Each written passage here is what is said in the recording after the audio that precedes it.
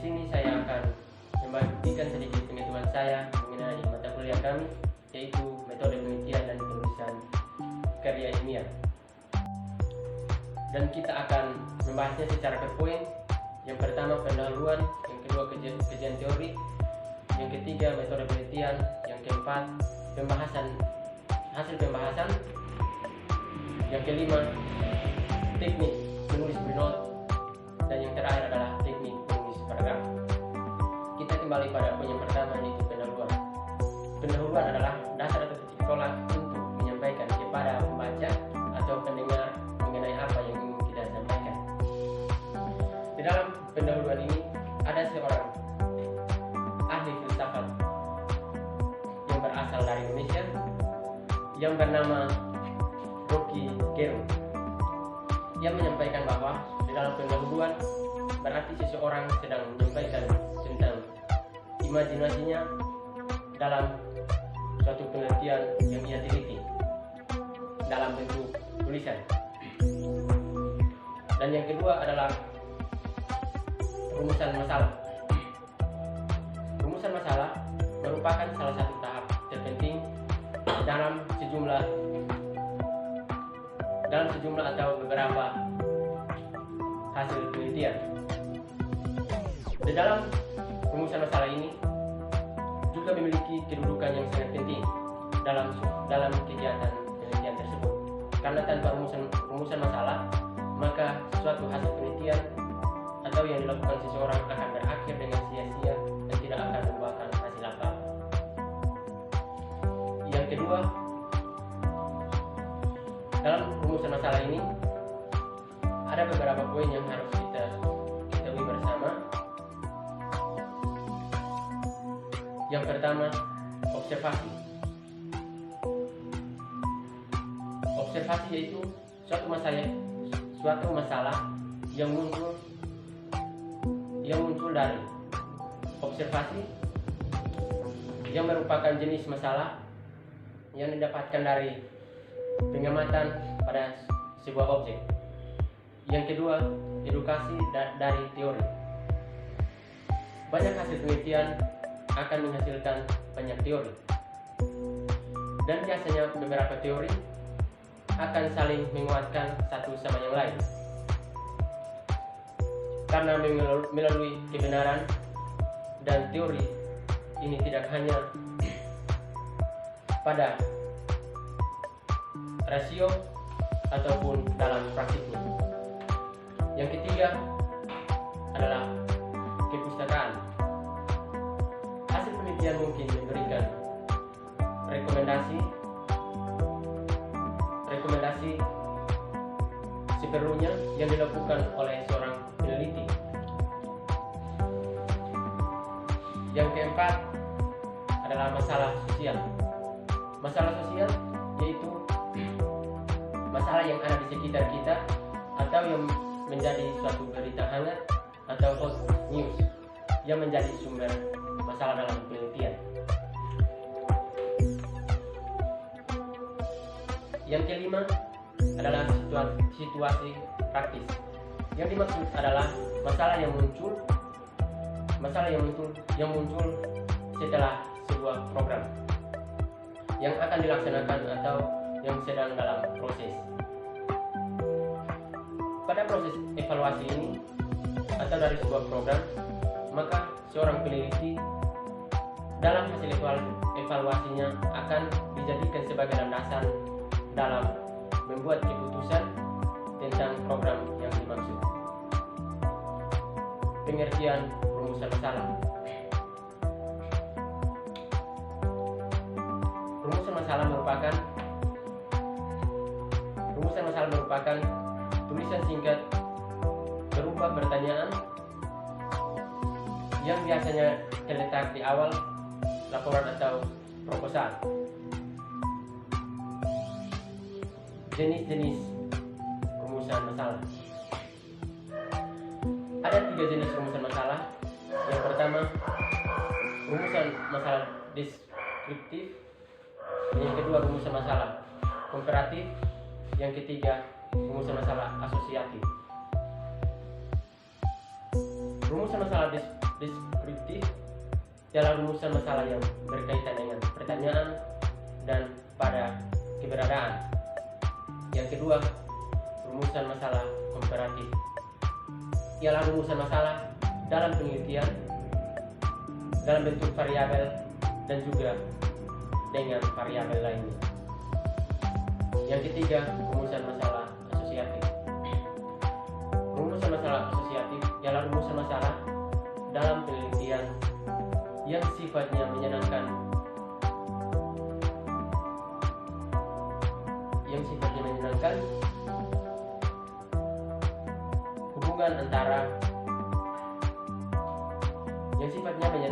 hubungan antara dua variabel atau lebih. Fungsi masalah. Pada bagian fungsi masalah ini ada 4 poin yang harus kita ketahui bersama. Yang pertama, sebagai titik sentral atau sebuah pedoman dalam sebuah penelitian. Yang kedua, rumusan masalah dapat memberi sebuah solusi. Yang ketiga, rumusan masalah dapat membuka kita terhadap suatu masalah. Dan yang keempat atau yang terakhir, sebagai pendorong dalam kegiatan penelitian.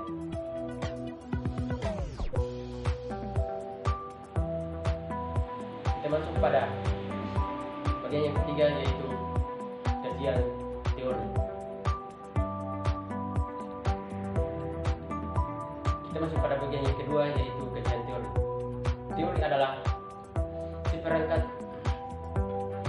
konsep atau definisi dalam proposisi yang berfungsi untuk melihat fenomena secara sistematik. Ada beberapa kajian teori yang harus kita ketahui bersama, yaitu yang pertama, memperjelas masalah yang diteliti sebagai dasar untuk merumuskan hipotesis sebagai referensi untuk menyusun instrumen dalam penelitian.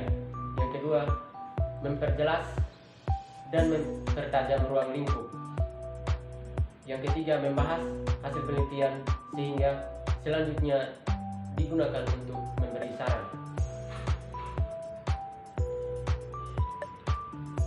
Yang terakhir, membahas tentang hasil penelitian sehingga selanjutnya digunakan untuk memberikan saran dalam upaya pemecahan masalah. Di dalam kajian teori ini juga dimaknai sebagai berupa ringkasan atau rangkuman dan teori yang ditemukan dari sumber atau dari sumber bacaan yang ada kaitannya dengan tema dalam suatu penelitian. Langkah-langkah kita akan masuk pada bagian kajian teori ini, yaitu pada langkah-langkah itu menyusun kajian teori atau pendeskripsian teori. Yang pertama, tetapkan nama variabel yang diteliti dan sejumlah variabelnya. Yang kedua, cari sumber-sumber yang sebanyak-banyaknya dengan setiap variabel yang diteliti. Yang ketiga, lihat daftar isi setiap buku yang secara relevan dalam setiap variabel yang akan diteliti. Yang keempat, definisi setiap variabel yang akan diteliti pada setiap sumber, kemudian dibandingkan dengan satu sumber. Yang kelima, kita membaca seluruh topik buku yang sesuai dengan variabel yang akan diteliti atau dianalisa. Yang keenam, deskripsi teori yang telah dibaca dari sumber-sumber bacaan ke dalam bentuk tulisan itu sendiri. Ya, kita akan masuk pada bagian yang ketiga, yaitu metode penelitian. Metode penelitian adalah langkah yang dimiliki dan dilakukan oleh peneliti dalam rangka mengumpulkan informasi atau data serta melakukan investigasi pada data yang telah didapatkan tersebut. Metode penelitian memberikan gambaran rancangan pada penelitian dan dengan lengkap apa data-data tersebut diperoleh dan selanjutnya diolah dalam analisis. Penelitian sendiri berasal dari bahasa Inggris yaitu research, yang berasal dari dua kata yaitu re dan search. Pengertian leksikal, re diartikan kembali dan search diartikan sebagai mencari. Dengan demikian secara harfiah dapat diartikan pencarian kembali, sedangkan metode yaitu prosedur atau cara yang digunakan untuk mengetahui suatu hal dengan langkah-langkah yang sistematis.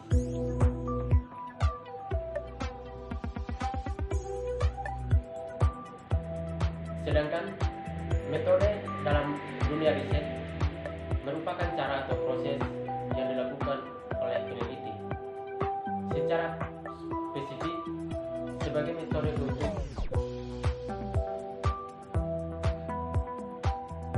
menemukan suatu masalah. Dalam penelitian tersebut kita harus menggunakan riset dalam pengertian metodologi, yaitu ilmu yang mengajarkan atau menjelaskan tentang bagaimana seharusnya penelitian tersebut dilaksanakan.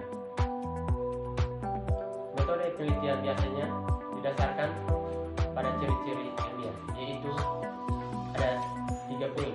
Yang pertama rasio, yang kedua empiris, dan yang ketiga adalah sistematis. Dalam ketiga poin ini pasti kita bertanya-tanya mengenai apa itu rasio, dan empiris, dan sistematis. Rasio yang artinya penelitian itu dilakukan dengan cara masuk akal, terjangkau dengan penalaran manusia.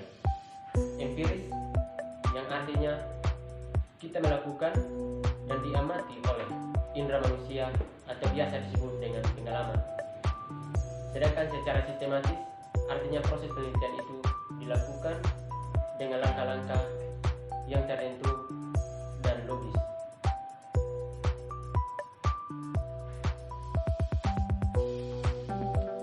Kita akan masuk pada bagian yaitu tujuan penelitian secara umum. Ada 3 poin penting yang harus kita ketahui juga, yaitu yang pertama untuk memperoleh pengetahuan atau penemuan baru. Yang kedua untuk membuktikan atau menguji kebenaran dari pengetahuan yang sudah ada. Yang ketiga untuk mengembangkan pengetahuan yang sudah ada. Sekarang kita akan masuk pada hasil pembahasan. Pembahasan adalah hasil penelitian, adalah sub-sub yang paling orisinal dalam laporan penelitian, termasuk skripsi, tesis, disertai, dan lain-lain oleh peneliti. Wajib mengulas hasil penelitian yang diperolehnya secara benar dan dengan menggunakan pandangan orisinal dalam kerangka teori dan kajian empiris terdahulu. Yang kedua adalah hasil penelitian. Hasil penelitian adalah proses atau pengaturan dan pengelompokan secara baik tentang informasi dalam suatu kegiatan berdasarkan fakta atau melalui usaha pikiran dalam suatu penelitian oleh seorang peneliti. Dalam mengolah dan menganalisis objek atau topik dalam penelitian secara sistematik dan objektif untuk memecahkan suatu permasalahan atau menguji suatu hipotesis sehingga membentuk prinsip-prinsip umum. kita akan masuk pada bagian pembahasan. Pada pembahasan atau diskusi harus menjelaskan hasil penelitian. Bagaimana sebuah penelitian berhubungan dengan literatur dan implikasinya untuk digunakan di masa depan. Perlu diketahui bahwa pembahasan yang baik akan menjelaskan mengapa hasil penelitian dan keseluruhan bagian penulisan ilmiah itu penting. Dalam kerangka metode ilmiah, ada 3 aspek yang mungkin digunakan untuk menyusun dan mengembangkan pembahasan, yaitu aspek kajian teoritis, aspek kajian empiris, dan aspek implikasi hasil.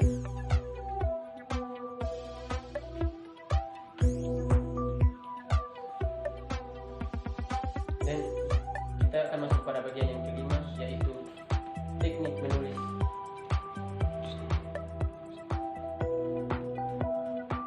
Ya, kita akan masuk pada bagian yang kelima, yaitu teknik menulis body note. Body note adalah bentuk atau referensi dari penulis yang mencantumkan sumber kutipan secara langsung. Setelah selesainya suatu kutipan yang menggunakan tanda kurung, dan biasanya body note ditulis menggunakan aplikasi seperti Microsoft Word. Teknik menulis body note. Yang pertama, memahami penulis body note. Body note memuat nama belakang penulis, tahun terbit buku, dan halaman yang dikutip. Ada 2 cara menulis catatan tubuh. Yang pertama, nama penulis, tahun penerbit, buku, dan halaman berada dalam tanda kurung, ditempatkan setelah selesainya sebuah kutipan. Yang kedua, nama penulis menyentuh dengan naskah tulisan, tidak berada dalam kurung, sementara tahun penerbit dalam halaman berada dalam kurung. Kita akan masuk pada bagian yang terakhir, yaitu teknik menulis paragraf. Paragraf pada dasarnya dianggap sebagai inti penggunaan sebuah pikiran atau gagasan dalam sebuah karangan paragraf. Paragraf juga bisa diartikan sebagai suatu kesatuan pikiran yang disusun dengan rangkaian kalimat-kalimat. Ada sebuah unit gagasan yang digunakan untuk mendukung serangkaian kalimat pembentukan paragraf tersebut. Pada paragraf untuk menulis akan terdapat kalimat-kalimat utama, kalimat penjelas, hingga kalimat penutup yang saling melengkapi. Ada beberapa hal yang harus dipenuhi dalam menyusun paragraf. Yang pertama, koherensi. Koherensi yaitu paragraf harus memenuhi syarat koherensi. Maksudnya dalam sebuah paragraf harus memenuhi ada kesatuan atau keperluan isi. Dengan kata lain, paragraf harus memiliki ide pokok yang dijelaskan dalam kalimat-kalimat penjelas yang pokok. Selain itu, paragraf juga harus memiliki kelogisan dalam urutan peristiwa, waktu, ruang, dan tempat, dan proses. Yang kedua, kohesi. Kohesi dapat berarti memiliki hubungan yang erat atau punya perpaduan yang pokok. Dalam paragraf yang seharusnya hubungan antara kalimat-kalimat harus benar-benar dan padu. Hal ini bisa dipenuhi dengan penggunaan konjungsi, pronima, repetisi, sinonim, dan hiponim, paralelisme, dan elipsasi.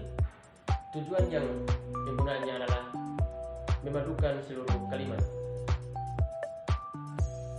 Dalam suatu paragraf, agar tidak terdiri atau berdiri sendiri,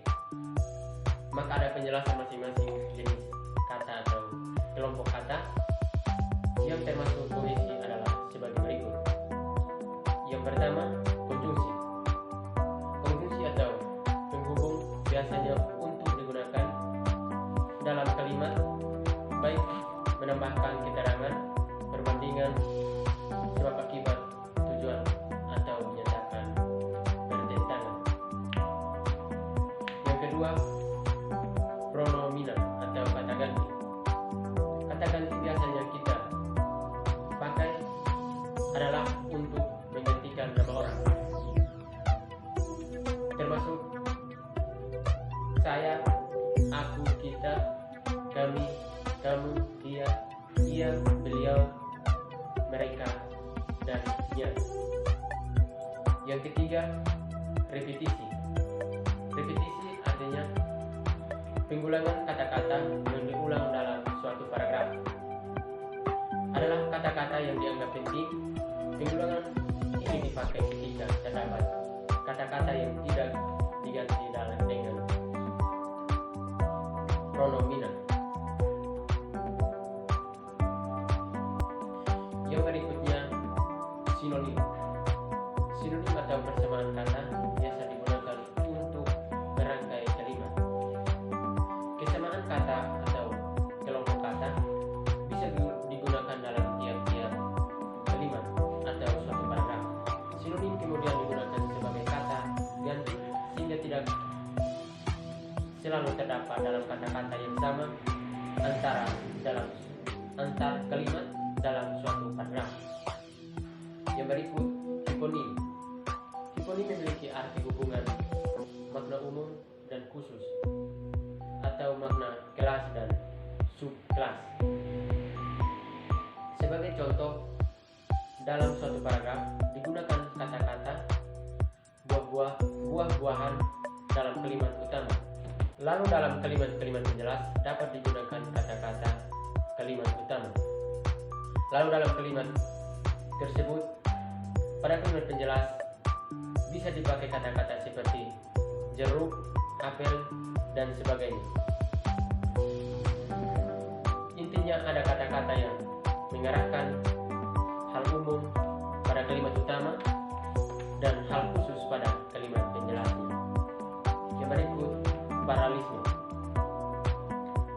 Paralelisme digunakan untuk mengarahkan untuk yang sejajar.